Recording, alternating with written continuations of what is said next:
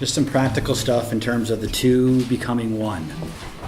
All right. So one of the things you do when you say "I do" is you are voluntarily and willingly laying down your right to live your life independently.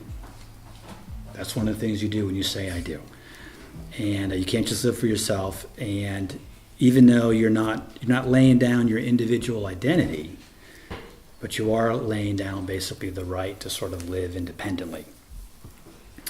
And we actually see this pretty beautifully demonstrated in God Himself. We learn that God is actually Father, Son, and Holy Spirit, and they are distinct persons. So the Father is not the Son is not the Holy Spirit is not the Father. They actually are distinct, but at the same time, they are so joined and so united that you can't speak of God as three gods. He's only one God. And so we see something of this actually within God Himself, that there's this joining of uniqueness in such a way that you can only speak of it as one person. And it's actually what marriage is also sort of a picture of. It's two people who are still unique individuals. So when you get married, you are not getting rid of your unique status as a person. You are still you as a unique individual. But at the same time, you are joining your life to another unique individual in such a way that it's like you can't be separated. And it's a challenging, and actually, if you have the right perspective, it's a very fun thing to be able to learn how to do. And there's just some practical things that I want to just share with you. Again, I don't know how much you'll remember, but hopefully it'll just plant some seeds. One of the things is you really want to learn how to keep your love on. Sounds like a strange thing to say, but I've heard people make the comment, especially if things don't go so well, like we fell out of love. Well, nobody falls out of love, all right? No such thing. What you can do is turn your love off. And, you can fall out of repentance, but you can't fall out of love, really. And, one of the things, if I can just say this, honestly, most people, and you guys, as you're getting ready to get married, I don't want to dismiss the love that you have, but if I can just be honest, when we first get married, it's true for everybody. It's true for every single person. When we get married, we have what I like to say is a little bit more of an immature love. We don't realize it, but there's a self-serving aspect to our love. And I see this most clearly if I talk to couples like, okay, tell me about your love for each other. And inevitably couples will talk about, he makes me laugh, he's fun to be with, she does this. And what they're really describing is, I like who this person is to me. And so there is a little bit of a self-serving aspect to our love. And that's okay. And attraction obviously is a wonderful thing. You want to have chemistry, you want to have attractions. Who wants to be married to someone you're not attracted to? And no one would ever get together if we didn't have this thing called attraction. And but the reality is that attraction is just that. It's attraction, and it is based a little bit on a self-serving aspect of love. That's not to dismiss that there's no other kind of love that you have, but when you get married, you're really entering into a process where you get to learn what love really looks like, and you get to grow into that. So everybody thinks they start off at a really high level of love when they get married, and then they think like it starts to, for some marriages it tends to taper off over time, and that's just raw. That's not how it works. You actually start off with a kind of a much lower level of love, and if you don't grow in love, then what happens is that low level of love, which is kind of self-serving, doesn't work anymore. And all of a sudden that person isn't meeting your needs, or it's not that person, you don't feel like that person is who you want them to be for you anymore. So your love is starting to go. And that's just not the way it works. What's happening is the real state of your love is being revealed. So you gotta learn how to grow in love. You gotta learn how to keep your love on, even when things aren't going well.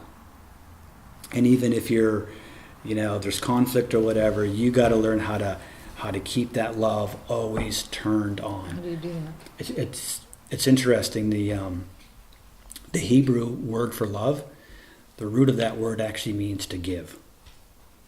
To give. So the biblical idea of love is that it's something you give. And so you can always give it. No matter what. You can always give it. And so it's really important to learn how to keep your love on. You have to learn how to be constantly in that place where you are expressing and giving love to the other person. What was your question? How do you do that? Yeah. I think you kind of answered it by giving. Yeah, so you're focusing less on what you're receiving and more on what you're giving. One of the other things, and if you know us at all, you know we're really big on this, and there's a reason for it. One of the most important skills you can learn is forgiveness. Yeah. All right. Paul, when he describes love, says, "Love keeps no record of wrong." I mean, think about how radical that is. Love keeps no record of wrong. If you've ever had any, my wife and I call it intense fellowship. If you've ever had intense fellowship, it's our euphemism for having a fight or argument.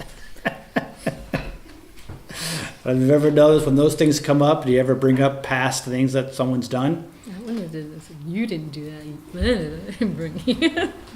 It's your fault. Jesus said, love keeps no record of wrong. That's pretty radical thing to do. My experience has been that unforgiveness, it's kind of like an infection. And what it does is it's like an infection that gets into your love.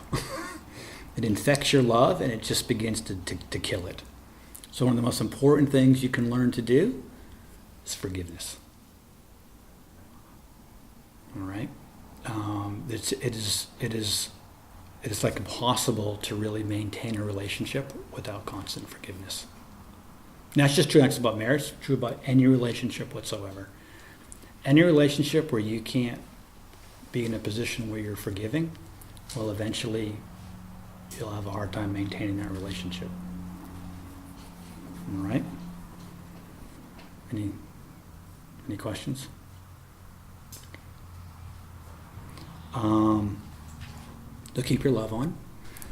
Forgiveness. I do want to talk a little bit about building trust. This is really, really key in relationships. One of the things about love is love can actually be one way. What I mean by that is I can maintain a posture of love despite how you treat me. So it can be one way. Even when love isn't returned, you can love. And that's what I meant kind of by keep your love on, meaning I like to describe it this way. Love is not something that is based on the object of our love. Love is something that is based on who we are as a person, on our character. So a lot of times we tend to think about love. When we describe it, we use that word love for so many things. I love ice cream. And what we mean by stuff like that is we're saying that my love has to do with the object of my love. So ice cream is something that's awesome, so therefore I love it. And oftentimes we think like that when it comes to people. I love somebody because of who they are. So when that person is an awesome person, I love them because they're awesome. When they're not awesome. So if they're not awesome, at least not in our eyes anymore, then all of a sudden we don't love. So in other words, that perspective of love is basically saying love is a product of the object of my love. Does that make sense when I say that? How it affects me. Yeah. Does that make sense? I mean, if it doesn't, just tell me no, it doesn't. I'll try to explain it better. Say it one more time. So we oftentimes think about love is based on the worth of the object of our love. So that which we love, So I use like ice cream or chocolate. This is awesome, therefore I love it. Or even we can do that with people. Because people are awesome, we think we like who they are, that our love is based on that. It's based on their worth to be loved. Are they worthy of our love? Right. But what I'm saying is that you really want to think in terms more of love is about who I am. Love is a characteristic of me. In other words, I'm love, which means it doesn't matter who you are. I am love, so therefore I can love. Does that make sense? It's coming from inside me, if you will. It's based on who I am. So when we think, I'm a loving person. So when we think about God, the reason, God loves us no matter what, it's because that's who he is. And who we are doesn't change who he is. And if you can learn, just as a person, this is just true, it's especially true in a marriage, but it's just true about anything. If you can learn to, you learn who you are, and you be who you are regardless of who anybody else is. In other words, you don't let how people behave, How they treat you. or how they treat you determine who you are. So let me give you an example. I've heard people, when they get angry, they blame someone else. Yeah. You made me angry. All right? No. Nobody can make you angry. I know you think they can make you angry because they do something that makes you angry, but the reality is that what you're saying is who I am is dependent on how this person is acting. Because if they act certain ways, then that changes who I am. And what I'm saying is you can grow as a person where that's not the case. You are who you are regardless. Well, that person gave you an opportunity to express what was in you. What they really did was, they gave you an opportunity to express the anger that's residing within you. You've already got some issues going on, and that person gave you an excuse to be able to express it. That's a pretty radical concept, and you might be thinking, I don't know if I agree with you on that one. That's okay, but I'm right. And how do you get through that then? Yeah. Okay. That's a So great how do I question. love someone when... What was the question? How do I get through that? Yeah, so, okay, that's a great question, Steve. Thank you. Number one is you have to recognize what I just said is true. Okay. It's easy for me. Yep, you're right. I would say there's so you have to kind of it's hard for me to answer specifically without me talking to an individual to get down to their particular issues, but anger, especially if it's kind of this thing that happens a lot. Anger is usually the result of something else. And it's usually, I would say the two most common things I see that produce anger are fear and control. Meaning we're afraid, or we feel like we are not in control of the situation. And so then you got to kind of deal with those issues. Unforgiveness is probably a big one. If we have a pattern of hurts, and we're harboring that, then that can produce anger. So dealing with it basically is taking some time, getting some help to really understand what is behind the anger within me, and dealing with that. So it's hard to kind of be more specific unless you want to add something in there. Well, no, I'm just wondering too, that, but as well, you were saying, loving the person, how they love, how you treat me makes me decide whether or not I love you at the moment, or it did anyways. How do I move from that, the immature walk of making sure you make me happy, and if you don't make me happy now, I'm upset, hurt, whatever. How do I move from that immaturity into true love, not just Practice. No, seriously. I mean, think about anything that you learn in life. You have to practice something new, right? Pick anything, I know when you were in school, you had to practice math problems. When you're, you learn a new technique, and then you got to actually keep doing it until it just becomes natural. And I would say when it comes, even in this area, so you're, if you can recognize it, that's the first thing, is to when you stop blaming other people for how you're acting, and you take responsibility. I would say if you can even get good at recognizing that, that's a really good first step. And then you want to, you just, I don't know how to say it, you practice doing the right thing. And so in this case, oftentimes we assume that we have no choice over our emotions and over the way in which we react. And that's actually not entirely true. You have a lot more control than you probably are willing to admit. And so I'm not sure if I'm answering it well enough, but... Anybody have any questions or? Can I just, like one of the things Kathy and I have learned to practice is like, because sometimes we get into that place where we actually, one of us starts feeling the anger, or we start feeling like the other person's angry, and so we'll actually choose to, practical is we'll do a do-over. Let's have this conversation when these emotions aren't governing the way we're treating each other, conversing. So maybe we'll do it later, or maybe we'll recognize, that's probably not going to end up well. Let's start that again in a more honoring way that's not fueled with emotions that'll be destructive. Okay. Yep. Awesome. That's good. Anyways, that was actually the main thing I wanted to actually focus on was so love can be one way, but here's the deal: intimacy can only be two way. So even though your love can be one way, intimacy actually has to be two way. All right, which means that it takes both. And in order to have intimacy, you have to have trust. You cannot have intimacy if you do not have trust.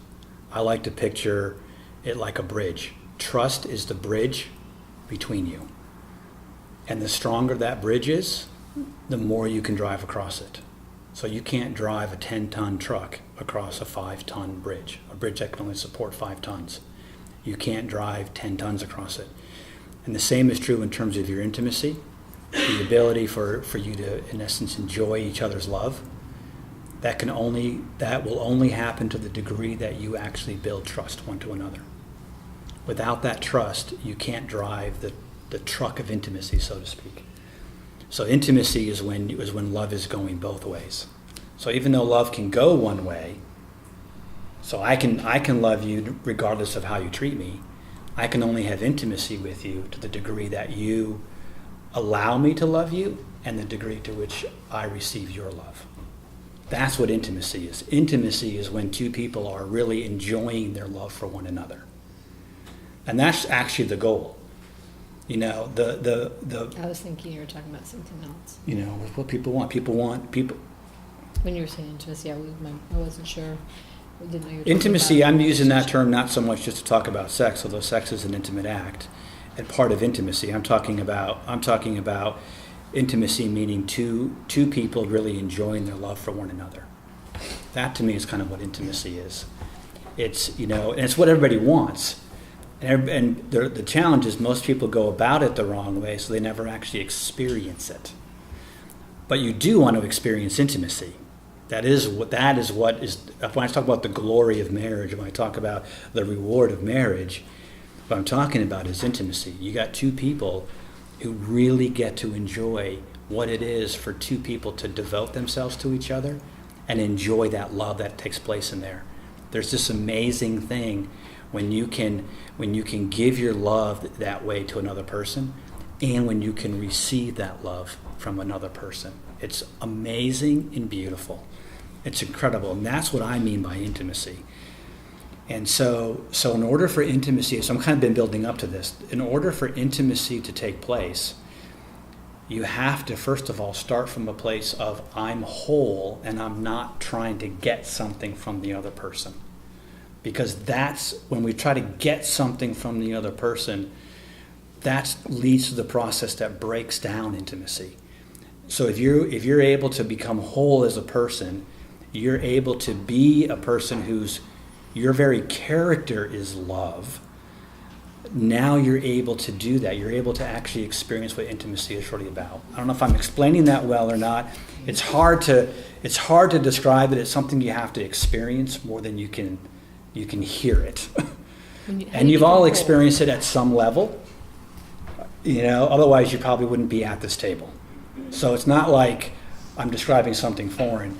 But what I am trying to tell you is, at best, every one of you has only had a small taste of it. You've had like a little taste of what's possible. And what I want to encourage you is that if you really learn and grow and change, that you'll experience what you've tasted at a level that's probably hard for you to imagine sitting at this table. It's really quite spectacular. And so you have to learn how to become a loving person, but you also have to learn how to build this bridge of trust. Because without trust, you can't have that intimacy. All right? And trust, the way in which you build trust, and this is basically by learning how to meet the needs of the other person. Now, I know that sounds a little bit contradictory because I just said you don't want to be in a relationship in order to have your needs met, which is true. But you do want to learn how to meet the needs of your spouse. All right? And when you learn to meet the needs of your spouse, you build trust. And when you build trust, then intimacy can take place. So when both of you are learning how to meet the needs of the other person, that is what builds this bridge called trust. And when trust is established, you can really begin to experience intimacy. All right? And there's all kinds of ways to build trust. There's all kinds of needs that we have. So, we have the need to communicate freely and openly. We have the need to be heard. One of the things, did everybody, did we tell you guys about the books for men only and for women only? You have them, right? Mm-hmm. And yours came in. Okay. So write this down. There's two great books. They're called For Men Only and For Women Only. Highly recommend them.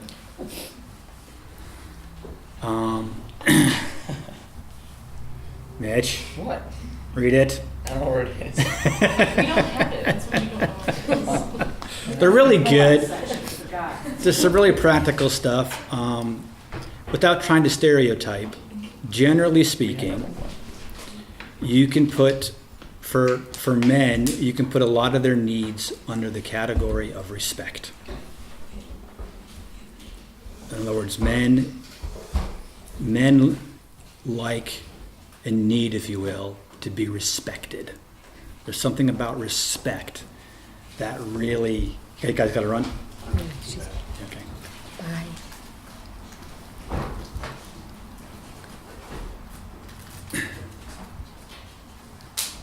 So there's something about respect that really does something for men. All right? When men feel like they're appreciated, when men feel like they're, I don't mean this in an unhealthy way, but admired, that is really meeting the needs of men. And a lot of the needs for men can be kind of summarized, if you will. There's a lot of other needs, but can be summarized in that need for respect. And so, ladies, if this is true for the men you're married or marrying or are marrying, learning what that looks like will go a long way. Learning how to really demonstrate and show and communicate respect will go a long way. For ladies, usually, again, Actually, it's really okay to ask them, because when I read the book, I had no idea what it meant. I'm like, how does respect, how does that show love? I don't want you to respect me. I just want you to love me, And so I had no idea what that meant.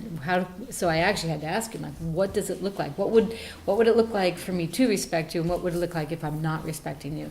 And so the fact that we had that communication and okay, Yeah. so it helps to talk about it. So It does. I had no idea. And that book is really helpful if you get that for men only, or for women only. for women only book for the ladies. It will talk a little bit about that and give you some practical things to do. Really, really helpful. And oftentimes for ladies, it's really about being valued. It's about, they'll use the language, I like to be loved, but what it means is make me feel very special. Right? Make me feel special. Make me feel like I'm worth it. Like I'm worth fighting for. I'm the treasure. The center. And so for guys, we want to really learn how to meet those needs. There's ways you can communicate, and there are things you can do that will really help meet that need. It's funny. Most, again, I don't want to stereotype, but generally speaking, most ladies, their insecurities have to do with the relationship. Which is why oftentimes when there's, disagreement or an argument or stuff like that, sometimes the ladies can get like, It's over. He's leaving. yeah, it's like, oh my goodness, are we over? Is the relationship over? One of the reasons why when a man gets angry, it's so destructive to a relationship is because generally speaking, it makes women feel very insecure about the relationship. And men's insecurity tends to be around, doing well and performing and succeeding. Men's fears are usually about failing, and women's fears are about the relationship not working. And so you want to really learn and when you can learn that and you can begin to do those things, it builds a lot of trust. All right. I think I mentioned control. This is such a big one.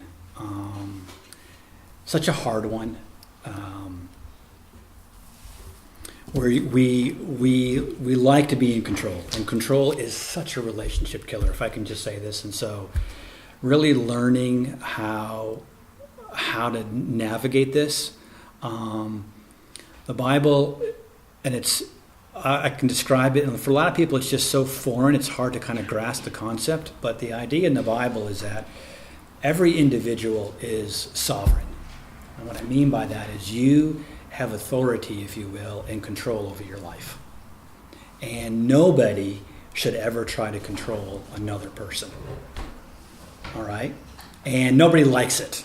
And that part we recognize. Nobody likes to be controlled, but we have a hard time recognizing when we're the one trying to control. And this is a difficult lesson to learn in marriages. It's a difficult lesson to learn as parents. You guys, it's really, especially when they start to hit those teenage years. That'll really come out then. Janae's like, It is. I mean, one of the biggest challenges that parents and teenagers have is that teenagers are trying to express their authority, and parents are trying to keep the authority, and it creates this massive conflict. And but it's also, it can even happen in marriages. So the picture in the Bible is that everybody is sovereign. You know what I mean by sovereign? It's like you're the king of your life in a sense that you get to, you are the one who is responsible for you. So you're sovereign over you. So how does that work when you've got people who are sovereign? How do they come together? How does that, because the biggest challenges, and it happens in all relationships, they inevitably come up against the power issue. And one of those ways in which it shows up is in the decision-making process. How do you make decisions, especially if you don't agree? And if you're not careful, it can become a power thing. And what you never want to do is, in a relationship, you never want one person having power over the other person. So even in decisions, it should never be that somebody makes a decision independent, if you will, of the other person. Now, obviously, I don't mean that for everything. I mean, there's some decisions you just make on your own, but I'm talking about the ones that affect the relationship. So how do you operate in that kind of environment? How do you work that out? And the biblical model basically is you are sovereign, but what you're going to do with the fact that you are a powerful person is you are going to use your power not to serve yourself, but you are making a decision to use the power that you have to serve someone else. That's the Ephesians 4. And that's what Paul was trying to get at in Ephesians. He was saying you submit to one another. Submit is the biblical way of saying you have power, but you're going to use that power not to serve you, but you're going to use that power for the benefit of someone else. I'm not giving you the power. So in the relationship, it's not like I say, I give you power over me. That's not what submission is. In the world, that's what it means to submit. In the world, when we submit, it means I give you power over me. But in the Bible, when I say I submit, it doesn't mean I give you power over me. What it means is I have power, but I'm going to use that power to serve you rather than to serve my interests. That's the idea. And so The control. it's really critical. Yeah, and control is when you try to exert power over. That's what inevitably control is. I'm trying to exert power over you because I want you to do what I want to do. And part of the reason why it's so important to be a person who doesn't change based on how people treat you or how circumstances are, the reason why that's so important is because it allows you to use your power right. If you change based on how other people are, meaning if someone else is not okay, then suddenly you're not okay. If they do something and now you're angry, what ends up happening is you now will want to exert power over them, because if I can control you, then I can be okay. And this happens with parents and teenagers. Or kids. And kids, but it happens, the teenage years gets very exaggerated, it gets even bigger. What ends up happening is parents get afraid because the kids are going to do things that will affect them. And it's like, listen, I can only be okay if you're behaving right. And so now I need to control how you behave so I can be okay. And that can happen in any relationship, and it can happen in marriage. I need my spouse to be a certain way for me to be okay. You end up exerting control. And that's not the biblical thing, all right? So, and I would say the places where this plays out the easiest is just in your decision-making processes. So you got to really work through, how do we make decisions? It's a very practical thing. How do we make decisions together? And there's no right answer on exactly how you do that. You have to, the answer can be, well, number one, the answer should be that it should not be the case where one person imposes a decision on the other. And in marriage, it's really got to be, how do we do this together? And I'm telling you, the big area, like finances, are a big area. It is one of the top 3 areas that causes conflict in a marriage.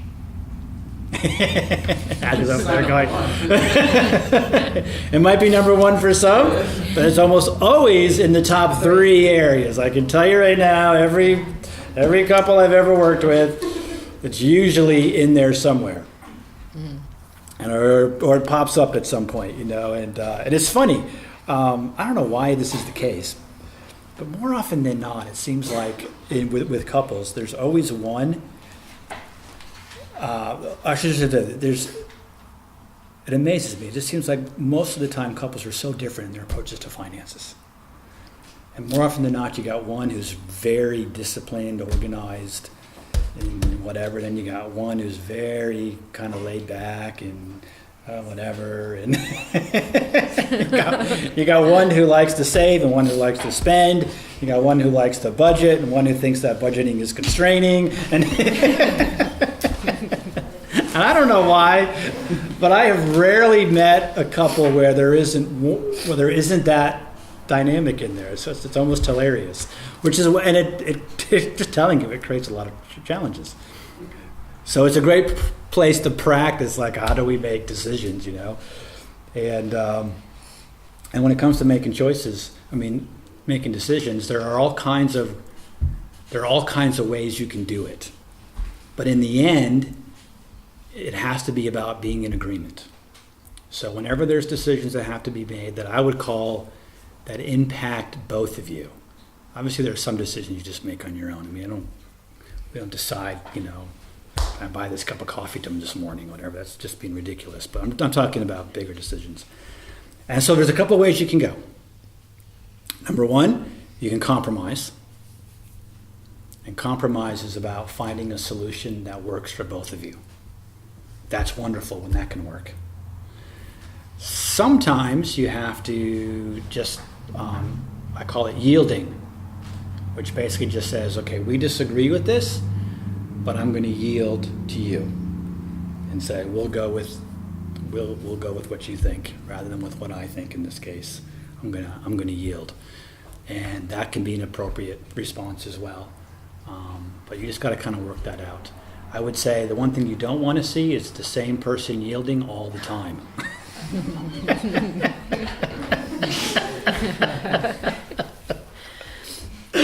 And I'll just leave it at that. And if you got specific questions, you